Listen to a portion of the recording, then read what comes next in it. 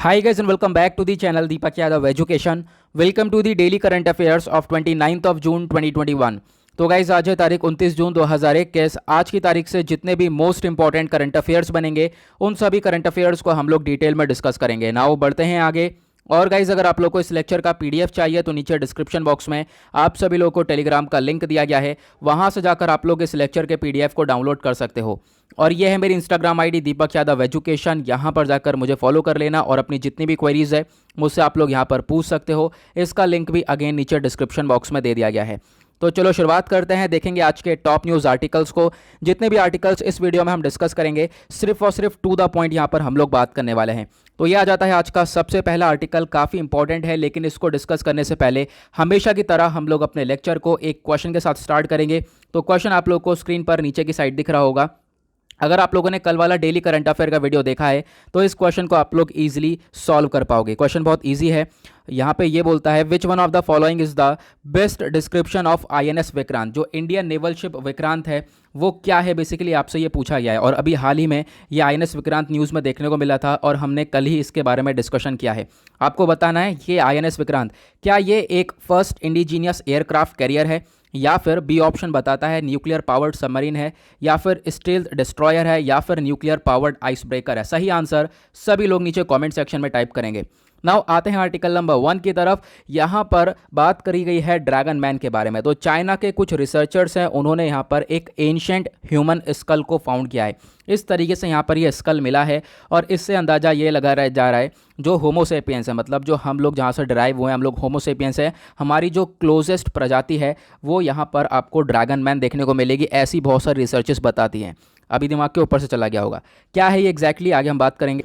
इस पिक्चर में आप लोगों को सारी चीज़ें अच्छे से क्लियर हो जाएंगी। अब देखो जैसे कि इवोल्यूशन ऑफ ह्यूमन की अगर हम बात करते हैं तो बहुत सारी स्पीशीज़ के अंदर ये इवोल्यूशन हुआ है। जैसे कि पहली स्पीशी ये देखने को मिलती थी ऑस्ट्रालोपिथेकस करके, देखने के बाद इसके बाद यहाँ पर आगे ऐसे ट्रांसफॉर्म हुआ, फिर उसके बाद ऐसे ट्रांसफॉर्म हुआ, ऐसे ट्रांसफॉर्मेशन चलता रहा। यहाँ पे आप देख पाओगे कितना बड़ा डिफरेंस आया। देन उसके बाद यहाँ पर, देन उसके बाद यहाँ पर। अब आज के टाइम पर जो हम लोग हैं, हम लोग कौन सी स्पीशीज से बिलोंग करते हैं? हम लोग बिलोंग करते हैं होमोसेपियंस से। ठीक है, कौन है हम लोग? सब होमोसेपियंस हैं। अब होमोसेपियंस की क्लोजेस्ट स्पीशी, यानी एक जो ह्यूमन की स्पीशी है क्लोजेस्ट स्पीशी, उसको कौन सी बोला जाता है? यह है निएंडरथैलेनस। तो यहाँ पर ये एक क्लोजेस्ट स्पीशी बोली जाती है। लेकिन अभी क्या हुआ है, जिस ये ड्रैगन मैन को फाउंड किया गया, यहाँ पे मैंने अभी आपको दिखाया ये जो ड्रैगन मैन है, ठीक है, अब यहाँ पे जो स्कल फाउंड किया गया ये बताया जा रहा है कि ये क्लोजेस्ट स्पीशी है हमारे मानव की, यानी कि जो होमोसेपियंस हैं इसकी क्लोजेस्ट स्पीशी, यानी जो सबसे करीबी स्पीशी है वो ये नहीं है, वो है ड्रैगन मैन। मतलब इसके बीच वाले एरिया में यहाँ पर ड्रैगन मैन कहीं ना कहीं स्टैंड करता है, ऐसा यहाँ पर रिसर्चर्स बोलते हैं। आई होप आपको ये क्लियर हो गया होगा अच्छे से। ठीक है, सिंपल है, इसमें ज़्यादा कुछ यहाँ पर आपको देखने को मिलेगा नहीं। अब यहाँ पर हम लोग बात करते हैं इसके बारे में थोड़ी सी डिटेल्स। तो जो रिसर्चर्स हैं उन्होंने ये देखा है जो क्रेनियम देखने को मिला, एग्जैक्टली जो ब्रेन है वो लगभग 1,46,000 साल पुराना है। और जो ये स्कल है ये कहाँ पे फाउंड किया गया है? ये फाउंड किया गया है Songhua river in north east China's Harbin city. जो चाइना की हर्बिन सिटी है वहाँ पर देखने को मिला है। ये जो क्रेनियम है ये चाइना के अंदर फाउंड किया गया, इसको नाम दिया गया है ड्रैगन मैन, और इसको होमोलोंगी भी बोला जाता है। लेकिन ये जो नाम है ये नाम आया है लॉन्गजियांग से। लॉन्गजियांग या फिर एक ड्रैगन रिवर है, आपको ये चाइना के प्रोविंस में है, जो सिटी है हर्बिन वहाँ पर एक प्रोविंस में एक रिवर देखने को मिलेगी, जो रिवर का नाम है ड्रैगन, और उसी रिवर के पास में ही ये स्कल मिला है। दैट इज़ वाई इसको नाम दिया गया ड्रैगन मैन। तो इसी के बारे में आपको ध्यान रखना है। अब यहाँ पे क्या मुद्दा है हम लोगों ने डिस्कस कर ही लिया है, तो हो सकता है वापस से हिस्ट्री के बारे में कुछ चीज़ें वापस से लिखी जाएं। ठीक है, जो ये क्लोजेस्ट स्पीशी है वो हम लोग को अभी पता है कोई और है, लेकिन अब यहाँ पर रिसर्चेस कुछ और यहाँ पे बताती हैं। ठीक है, अब यहाँ पर इसका जो स्कल का शेप है वो काफ़ी ज़्यादा अलग है, यहाँ पे हम लोगों ने देखा ही है। उसके बाद टीम ये सजेस्ट करती है कि इसको एक नया स्पीशी बोला जाएगा, जो ये हमारा जीनस होमो है इसकी एक नई स्पीशी का करार दिया जाएगा। अब जो ये नेशर रामला होमो है ये क्या है? तो रिसर्चर्स हैं काफ़ी सारे इजराइल के अंदर, उन्होंने पहले भी यहाँ पर एक एंशिएंट ह्यूमन को एक तरीके से आइडेंटिफाई किया है, जिसको नाम दिया गया था नेशर रमला होमो। यानी कि पहले भी इजराइल के अंदर भी रिसर्चर्स ने इस चीज़ को लेकर नाम दिया है। और यहाँ पर आप कह सकते हो ये जो नेशर रमला होमो है ये को एग्जिस्ट करता था किसके साथ? होमोसेपियंस के साथ। ठीक है, लगभग ये 1,00,000 साल पहले की बात है। और बहुत सारी सेवरल स्पीसीज आपको देखने को मिल जाएंगी ह्यूमंस की, जो कि एशिया के अंदर, यूरोप के अंदर, अफ्रीका के अंदर देखने को मिलती हैं। अभी हम बात करें ड्रैगन मैन की, तो ड्रैगन मैन भी अभी बहुत सारी जगह पर दिख सकता है। अभी तो फिलहाल यहाँ पर चाइना के अंदर देखने को मिला है, और भी बहुत सारी जगह पर छोटे छोटे इसके आप कह सकते हो कि इवेंट्स सॉरी पार्टिकल्स ये देखने को मिल जाते हैं। और इसी की वजह से यहाँ पर ये बोला गया है कि ह्यूमन का एक क्लोजेस्ट स्पीशी या ड्रैगन मैन हो सकता है। अब यहाँ पे बहुत सारी स्पीशीज़ हैं ह्यूमंस की, वो यहाँ पे आपको देखने को मिलेंगी, बहुत सारी स्पीशीज़ हैं। ठीक है, आज के टाइम पर मैंने भी आपको दिखाया था, वो सारी स्पीशीज़ आपको देखने को मिल गई थी जो अभी हमने पिक्चर देखा था। अब जो होमोसेपियंस है वो ऐसी स्पीशी है जो कि आज के टाइम पर ह्यूमंस हैं, वो इसी स्पीशी से बिलोंग करते हैं। तो आपको ध्यान रखना है हम लोग कौन है, हम लोग होमोसेपियंस से बिलोंग करते हैं। और ये इवॉल्व हुआ था अफ्रीका के अंदर, लगभग 3 लाख साल पहले की बात है। ये अफ्रीका के अंदर इवॉल्व हुआ, ये जीवित रह गया क्योंकि इसने जो चेंजेस है उसको अडॉप्ट करा है, और चेंजेस के साथ बढ़कर जो है इसने ये पूरी तरह से स्पीशी आगे बढ़ती रही। अब बात करते हैं नियंदरथाल्स की। तो नियंदरथाल्स अभी मैंने आपको बताया था, नियंदरथाल्स को आज के टाइम पर एक क्लोजेस्ट स्पीशी बोला जाता है होमोसेपियंस की, लेकिन अभी यहाँ पर इसको लेकर काफ़ी सारी चर्चा हो रही है। तो आई होप आपको ये आर्टिकल क्लियर हो गया होगा, आपसे क्वेश्चन बन सकता है, काफ़ी इंपॉर्टेंट ये आर्टिकल हो जाता है। आते हैं आर्टिकल नंबर 2 की तरफ। एक और इंपॉर्टेंट आर्टिकल स्नान यात्रा के बारे में डिस्कशन किया गया है। जीएस पेपर 1 कल्चर के पॉइंट ऑफ व्यू से इसको रिलेट कर सकते हो। एक फेमस स्नान यात्रा जो लॉर्ड जगन्नाथ की है वो स्टार्ट हुई है पुरी के अंदर। लेकिन इससे पहले बता दूं, जो अभी हमने पहला वाला आर्टिकल डिस्कस किया है, आप जीएस पेपर 1 वो भी जीएस पेपर 1 से रिलेट कर सकते हो, हिस्ट्री ज्योग्राफी से वो रिलेट हो जाएगा। अब ये जो लॉर्ड जगन्नाथ स्नान यात्रा है, इसमें क्या होता है, जो ये स्नान यात्रा है एक आप कह सकते हो शावर फेस्टिवल होता है। यहाँ पर ये जो फेस्टिवल है ये पूर्णिमा वाले दिन देखने को मिलता है, जिसको हम लोग फुल मून डे बोलते हैं। हिंदू मंथ ऑफ ज्येष्ठ महीने में यहाँ पे देखने को मिल जाता है। अब यहाँ पर ये जो इतनी गर्मी पड़ती है, और उसी की वजह से आप कह सकते हो कि ये स्नान का नाम दिया गया है, क्योंकि यहाँ पर जो ये हमारे डीटी हैं, देवता हैं, उनको नहलाया जाता है, उनको ठंडक पहुँचाई जाती है। नाउ ये पहला ओकेजन है साल के अंदर, और ये हिंदू कैलेंडर के अकॉर्डिंग देखा जाता है। यहाँ पर जो देवता जगन्नाथ हैं, बालभद्रा हैं, सुभद्रा हैं, सुदर्शन हैं, ठीक है, और मदन मोहन है, इन सबको यहाँ पर जगन्नाथ टेम्पल पुरी जो पुरी के अंदर आपको देखने को मिलेगा, यहाँ से यात्रा पे लेकर जाया जाता है। देन उसके बाद इनको वगैरह नहलाया वगैरह जाता है, प्योरीफाइड वाटर से नहलाया जाता है। ठीक है, 108 पॉट्स के थ्रू यहाँ पर इनको नहलाया जाता है, ऐसा यहाँ पे बोला गया। देन उसके बाद शाम के टाइम पे यहाँ पे जो ये इसका कंक्लूजन वो ये है, बाथिंग रिचुअल होने के बाद जो ये जगन्नाथ जी हैं और बालभद्रा हैं, इनको ड्रेसअप किया जाता है एलिफेंट के हेडगियर में, जो कि गणेश जी को रिप्रेजेंट करता है। ठीक है, अब यहाँ पर इसी वजह से ये जो गॉड हैं, एक तरीके से इनको ये बोल दिया जाता है, ये जो आप कह सकते हो, जब इनको गणेश जी का हेडगियर पहनाया जाता है, गणेश जी का मुकुट पहनाया जाता है, तो गणेश जी की तरह लगेंगे। देन उसके बाद उसी फॉर्म को यहाँ पे बोला जाता है गाजेश्वा। ठीक है, तो गजवेशा। ठीक है, तो ये गजवेश, तो आपको ये इसके बारे में आपको ध्यान रखना है। देन उसके बाद स्नान यात्रा के बाद बोला यह जाता है कि जो गॉड्स हैं, जो देवता थे, ये पहले बिलीव ये करा जाता था, यहाँ पे ये मानना ये है पुराने लोगों का कि ये बीमार पड़ जाते थे। देन उसके बाद यहाँ पर इनको एक सिक रूम में भेजा जाता है। ठीक है, सिक रूम में रखा जाता है, जहाँ पर इनको आयुर्वेदिक मेडिसिन मिलती है। ठीक है, जो कि आयुर्वेदिक मेडिसिन से ये ठीक हो जाते हैं। ये सारी चीज़ें होती हैं स्नान यात्रा के अंदर, तो आपको ध्यान रखना है, काफ़ी इंपॉर्टेंट ये आर्टिकल देखने को मिल जाएगा। एक और इंपॉर्टेंट आर्टिकल है आर्टिकल नंबर 3, और यहाँ पर डिस्कशन किया गया है international day against drug abuse and illicit trafficking के बारे में। तो ये जो international day against drug abuse बनाया है, अब यहाँ पर हमारे प्राइम मिनिस्टर नरेंद्र मोदी जी ने बहुत ज़्यादा लॉर्ड किया है, मतलब एक तरीके से शाबाशी दी है बहुत सारे लोगों को जिन्होंने कोशिश करी है ड्रग्स को हमारी सोसाइटी से ख़त्म करने की। ठीक है, और यहाँ पर इसी वजह से ये दिवस मनाया जाता है ताकि ड्रग्स को हम पूरी तरह से एलिमिनेट कर सकें। तो 7 दिसंबर 1987 में इस कॉन्सेप्ट को लाया गया। जनरल असेंबली ने डिसाइड किया कि 26 जून को हम लोग एक international day against drug abuse और इलिसिट ट्रैफिकिंग को सेलिब्रेट करेंगे। अब जो ये डेट है 26 जून, इसको यहाँ पर एक तरीके से ये सपोर्ट करता है कि इसको लिन जेक्सूस डिसमेंटलिंग ऑफ ओपीएम ट्रेड। देखो बहुत सारी जगह पर जो ओपीएम होता है यानी अफीम होती है, जिसको हम लोग ड्रग बोलते हैं, इसका बहुत सारा व्यापार देखने को मिलता था। तो उस व्यापार को काफ़ी हद तक ख़त्म किया गया था उस टाइम पर। दैट इज़ वाई 26 जून को यहाँ पर सेलिब्रेट किया गया है।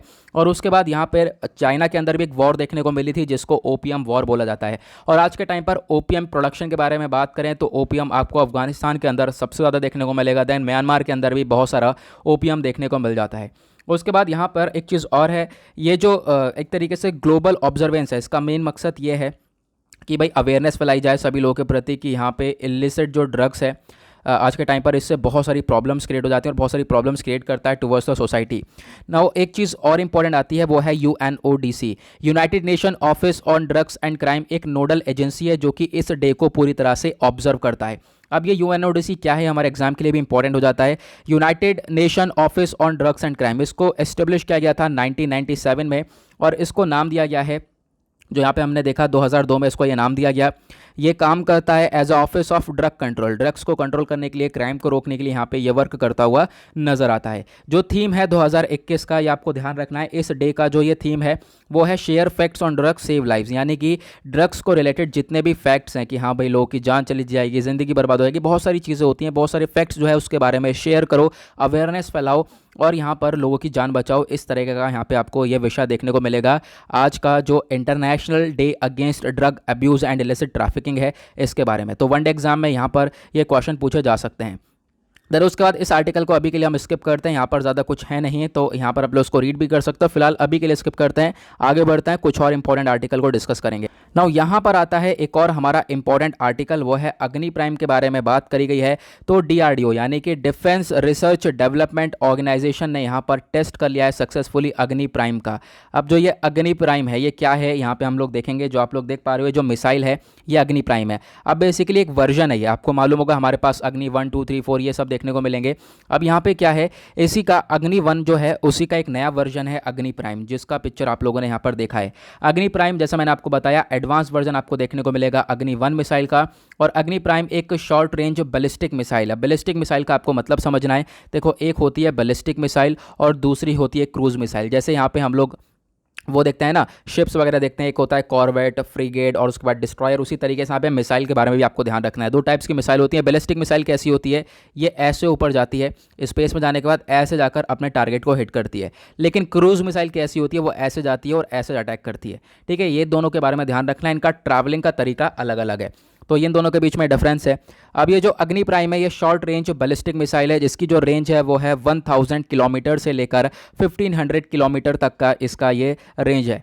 उसके बाद यहाँ पर इसके अंदर बहुत सारे और भी फीचर्स देखने को मिलेंगे। ये एक सरफेस टू सरफेस मिसाइल है जो कि बहुत सारा लोड लेकर चल सकती है, लगभग 1000 किलोग्राम का यहाँ पर लोड कैरी कर सकती है। डबल स्टेज मिसाइल आपको देखने को मिलेगी और ये काफ़ी हल्की है अग्नि 1 से। अगर हम लोग बात करें, हमारे पास जो अग्नि 1 मिसाइल है वो काफ़ी ज़्यादा भारी है।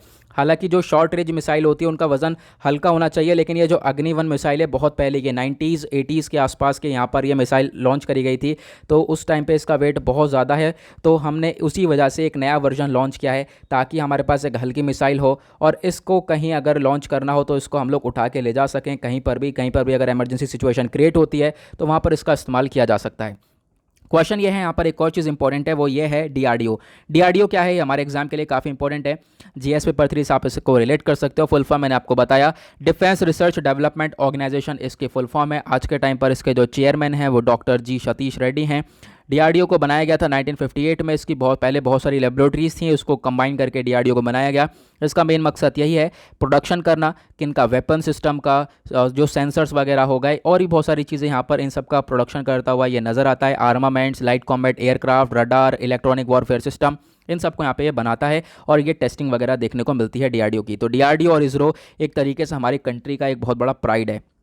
देन उसके बाद नेक्स्ट आर्टिकल बात करता है फॉरेन डायरेक्ट इन्वेस्टमेंट के बारे में। FDI यहाँ पर एक रिपोर्ट रिलीज करी गई है United nation conference on trade and development के द्वारा। इन्होंने यहाँ पे बोला है इंडिया एक ऐसी कंट्री निकल कर आया है जिसने पॉजिटिव ग्रोथ रेट देखा है FDI के अंदर, यानी जो फॉरेन डायरेक्ट इन्वेस्टमेंट है। एग्जैक्टली FDI क्या होता है तो आपको मालूम होना चाहिए, यानी कि कोई कंट्री है हमारे यहाँ इन्वेस्टमेंट कर रही है उसको हम लोग बोलेंगे FDI, यहाँ पे पैसा लगा रही है हमारे यहाँ। ठीक है, अब जो ये FDI है काफ़ी इंक्रीज़ होता हुआ आया है। ये डेटा है 2020 का। ठीक है, तो 2020 में कोविड चल रहा था, लेकिन उसके बाद भी यहाँ पर FDI इंक्रीज़ हुआ है। हालांकि बहुत सारी कंट्रीज़ थी जैसे कि USA, Singapore, Germany, Brazil, Canada, UAE, यहाँ सभी पर नेगेटिव ट्रेंड देखने को मिला है। मतलब कि यहाँ पर जो FDI है वो काफ़ी नेगेटिवली ग्रो कर रहा था। लेकिन उसी तरफ बात करें इंडिया की, तो इंडिया एक 5th लार्जेस्ट रिसिपिएंट बना है FDI इन्फ्लोज़ का 2019-20 के टाइम पर। और यहाँ पर आज के टाइम पर बात करें तो जो ग्लोबल FDI इन्फ्लो है ये काफ़ी बुरी तरह से हिट होना चाहिए था कोविड-19 की वजह से, और हिट हुआ भी है। एग्जैक्टली अगर हम लोग बात करें हिट हुआ भी है पहले से, लेकिन फिर भी ये पिछले साल का डेटा है। तो यहाँ पर पिछले साल ये बोला गया कि हाँ FDI थोड़ा सा इंक्रीज़ हुआ था। ठीक है, अब यहाँ पर आप लोग देख पाओगे कि ये जो कोविड पैंडेमिक है इसकी वजह से, डिसरप्शन की वजह से भी जो है इंडिया के अंदर FDI इंक्रीज़ हुआ है। ये FDI कितना आया है, लगभग 81.72 बिलियन डॉलर्स का यहाँ पे ये FDI आपको देखने को मिल जाएगा in the financial year 2020 and 21। ये जो टोटल एफडीआई फ्लो था 2019-20 के अंदर वो था 74.39 बिलियन डॉलर्स। तो आप समझ सकते हो कि 2019-20 से भी 2020-21 के अंदर ये एफडीआई ज़्यादा देखने को मिलेगा। तो ये डेटा 2020-21 का आपको बताया गया है, ठीक है। तो यहाँ पर एक छोटी सी इन्फॉर्मेशन थी, इसके बारे में आपको ध्यान रखना है ना। आते हैं एक और इंपॉर्टेंट आर्टिकल की तरफ। यहाँ पर ये आर्टिकल थोड़ा मेंस के पर्सपेक्टिव से, इसको हम लोग मेंस के पॉइंट ऑफ व्यू से डिस्कस करेंगे, ठीक है। यहाँ पे आर्टिकल आप रिलेट कर सकते हो बायोडाइवर्सिटी एनवायरमेंट के पॉइंट ऑफ व्यू से। अभी न्यूज़ में एक आर्टिकल देखने को मिला है कि मुंबई पुलिस ने लगभग 5 लोगों को अरेस्ट कर लिया है। और 5 लोगों को जो अरेस्ट किया है एक तरीके से और उनको अरेस्ट करने के बाद उनके पास से लगभग 9 किलो एम्बर्गिस को सीज़ किया है, ठीक है, पकड़ा गया है। अब जो ये एम्बर्गिस है, जिसको हम लोग वेल की वॉमिट बोलते हैं, वेल वॉमिट, वेल की उल्टी बोलते हैं, ये एम्बर्गिस क्या है। अब ये आर्टिकल आपका जीएस पेपर 3 एनवायरमेंट के पॉइंट ऑफ व्यू से इंपॉर्टेंट हो जाएगा। ये काफ़ी इंपॉर्टेंट है, ठीक है। और जो कल से डेली करंट अफेयर वाला वीडियो आने वाला है, उसके अंदर आपको बहुत सारे बदलाव देखने को मिलेंगे। भले 1 घंटे का वीडियो होगा, लेकिन वहाँ पर आपको बहुत सारा डिस्कशन देखने को मिलेगा और साथ ही साथ मेंस के पर्सपेक्टिव से वो सारे आर्टिकल डिस्कस किए जाएंगे। अब यहाँ पर की पॉइंट्स के बारे में बात करें तो ये एम्बर्गस, बेसिकली इसको वेल वॉमिट बोला जाता है, यानी कि जो वेल मछली होती है, ठीक है, उसकी उल्टी भी बोला जाता है। ये एक सॉलिड वैक्सी सब्सटेंस है। ये कहाँ पे ओरिजिनेट होता है? ये स्पर्म वेल होती है, एक टाइप की एक वेल है स्पर्म वेल। कौन सी होती है आगे हम डिस्कस करेंगे। इसके इंटेस्टाइन में ये सब्सटेंस देखने को मिलता है। एम्बर्गिस प्रोड्यूस होता है सिर्फ और सिर्फ 1% स्पर्म वेल्स के अंदर। तो आपको ध्यान रखना है, जो एम्बर्गिस है ये 1% स्पर्म वेल्स के अंदर देखने को मिलता है। और केमिकली ये जो एम्बर्गिस है, इसके अंदर बहुत सारी चीज़ें होती हैं, जैसे कि एल्केलॉइड्स, एसिड्स होते हैं, एल्कोलाइट्स हो गया, एसिड्स हो गया, और ही बहुत सारे स्पेसिफिक कंपाउंड हो गए, जैसे कि एम्ब्रीन हो गया, जो कि कोलेस्ट्रॉल के साथ सिमिलर देखने को मिलता है, क्योंकि एम्बर्गिस का पहले बहुत सारी जगह पर इस्तेमाल हुआ था, ठीक है। और एम्बर्गिस एक कॉस्टली प्रोडक्ट है, बहुत महंगा है। और इसको यहाँ पर ये बोला जाता है, ये जो फ्लोट करता है, यानी कि अगर यहाँ पे एम्बर्गिस कहीं निकला है तो उसकी वजह से वो फ्लोट करता है, यानी कि जो पानी है, पानी की सतह पर ये तैरता हुआ नज़र आता है। और इसकी वैल्यू काफ़ी ज़्यादा है आज के टाइम पर। आप कह सकते हो कि इसको बोला जाता है फ्लोटिंग गोल्ड। यानी फ्लोटिंग गोल्ड का मतलब ये है कि 1 किलो एम्बर्गिस लगभग 1 करोड़ रुपए का आपको देखने को मिल जाएगा इंटरनेशनल मार्केट में। इस वजह से इसको फ्लोटिंग गोल्ड देखने को बोला जाता है, ठीक है। जिसके हाथ भी लग गया वो काफ़ी ज़्यादा अमीर है। तो यहाँ पर आप देख सकते हो, जैसे कि 9 किलो ये एम्बर्गिस पकड़ा गया है, तो 9 किलो का मतलब 9 करोड़ रुपए का वो एम्बर्गिस पकड़ा गया है। अब उसके बाद हम लोग बात करें इसका यूज़ कहाँ पे होता है, तो इसका बहुत रेयर यूज़ है। देख, जैसे कि परफ्यूम के लिए इसका इस्तेमाल किया जाता है। इसकी जो फ्रेगनेंस है, ये बोला जाता है 300 साल तक इसकी फ्रेगनेंस मेंटेन ही रहती है। और जो ये फ्रेगनेंस है, ये काफ़ी ज़्यादा बेटर होती है। और बोला जाता है ये जो एम्बर्गिस है, इसका बहुत ज़्यादा डिमांड है कंट्रीज़ जैसे दुबई वगैरह में, ठीक है। दुबई के अंदर एक परफ्यूम मार्केट देखने को मिलेगा, सबसे बड़ा परफ्यूम मार्केट है, तो वहाँ पर इसकी डिमांड भी होती है। एंशिएंट इजिप्टियंस इसका इस्तेमाल करते थे एज अ इंसेंस। और यहाँ पर यह भी बोला जाता है बहुत सारी मेडिसिन और मसालों में भी यहाँ पर इसका इस्तेमाल किया जाता था। आप समझ सकते हो वो मसाले और वो दवाइयाँ कितनी महंगी होंगी, ठीक है। और यहाँ पर उसके बाद स्मगलिंग के लिए बात करें तो स्मगलिंग बहुत ज़्यादा देखने को मिलती है इस एम्बर्गिस की। इसकी जो वैल्यू है वो काफ़ी ज़्यादा हाई है। उसी की वजह से जो कोस्टल एरियाज़ है वहाँ पर बहुत ज़्यादा स्मगलिंग हो जाती है, खासकर गुजरात की हम लोग बात करें। जो ये स्पर्म वेल है, ये एक प्रोटेक्टेड स्पीशी है, ठीक है, इसको प्रोटेक्शन दी गई है। हालांकि यहाँ पर अगर हम बात करें, जो स्मगलर्स हैं वो एक तरीके से इलीगली इस फिश को टारगेट करते हैं, और फिर उसके बाद कोशिश ये रहती है कि हाँ, इनके पेट से एम्बर्गिस मिल जाए, तो इसकी वजह से यहाँ पर इनकी जान को खतरा भी होता है। स्पर्म वेल की बात करें तो ये स्पर्म वेल आपको कुछ इस तरीके से दिखाई देगी, जो कि यहाँ पर आप लोगों को ये दिख रही है। अब जो ये स्पर्म वेल है, इसको कैकलॉट भी बोला जाता है, ठीक है। यहाँ पे इसका जो साइंटिफिक नेम है वो है फाइसेटर कैटोडॉन। इसको कैकलॉट भी बोला जाता है। एक लार्जेस्ट ऑफ द टूथड वेल है, दांत इसके काफ़ी बड़े बड़े देखने को मिल जाते हैं। और एक तरीके से ये स्क्वायर कलर का इसका हेड होता है, स्क्वायर कर रहा हूँ, कलर थोड़ा कह रहा हूँ, स्क्वायर शेप का इसका हेड होता है, तो उसकी वजह से इसको आप लोग पहचान सकते हो। और ये जो स्पर्म वेल है, ये डार्क ब्लू ग्रे कलर का होता है और ब्राउनिश कलर का होता है। इस पे इसके ऊपर जो पेट होता है, इस पर वाइट पैचेस आपको देखने को मिल जाएंगे। और ये थिकेस्ट और इसका जो फ्लिप होते हैं वो पैडल लाइक फ्लिपर्स आपको देखने को मिल जाएंगे।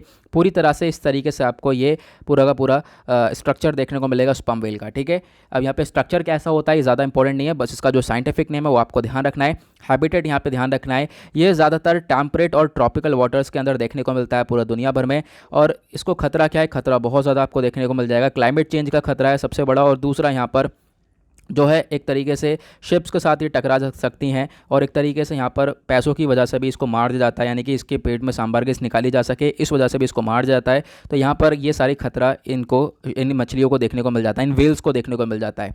प्रोटेक्शन स्टेटस की बात करें तो बहुत ज़्यादा प्रोटेक्शन इसको प्रोवाइड करवाई गई है। IUCN के रेड लिस्ट के अंदर इसको वल्नरेबल कैटेगरी के अंदर डाला गया है। साइट्स में अपेंडिक्स 1 के अंदर में आता है और वाइल्ड लाइफ प्रोटेक्शन एक्ट 1972 के अंदर शेड्यूल 1 के अंदर आपको देखने को मिल जाएगा। तो पूरी तरह से प्रोटेक्शन इसको प्रोवाइड करवाई गई है। आज का लास्ट आर्टिकल ये थोड़ा सा पुराना है लेकिन इंपॉर्टेंट है, क्योंकि इसको हम लोग छोड़ नहीं सकते हैं, इस वजह से मैंने यहाँ पर मुझे दिखा तो मैंने यहाँ पे लगा दिया। संत कबीरदास जयंती के बारे में डिस्कशन किया गया है। कबीरदास जयंती एक बर्थ एनिवर्सरी है संत कबीरदास की। कबीरदास जी का नाम सभी लोगों ने सुना होगा। इसको ऑब्जर्व किया जाता है ज्येष्ठ पूर्णिमा तिथि में और ये इस बार 24 जून को सेलिब्रेट किया गया था। तो यहाँ पर ये है कबीरदास, इनका पिक्चर ये है, ठीक है। तो यहाँ पर इनकी जयंती सेलिब्रेट करी गई है। संत कबीरदास एक वेरी रिनोन्ड सेंट थे, ठीक है, साधु संत थे, पोएट थे, सोशल रिफॉर्मर थे इंडिया के, और जो कि रहते थे लगभग 15th सेंचुरी के आसपास। यहाँ पर इन्होंने जीवन जिया है और काफ़ी अच्छा वर्क किया है, काफ़ी ग्रेटनेस वर्क करते हुए नजर आए हैं। साथ ही साथ यहाँ पर इनको प्रोपोनेंट बोला जाता है भक्ति मूवमेंट का, और एक तरीके से जो रिलीजियस डिस्क्रिमिनेशन देखने को मिलता है, ठीक है, रिलीजन को लेकर भेदभाव देखने को मिलता है, उसके अंदर ये बिलीव नहीं करते थे।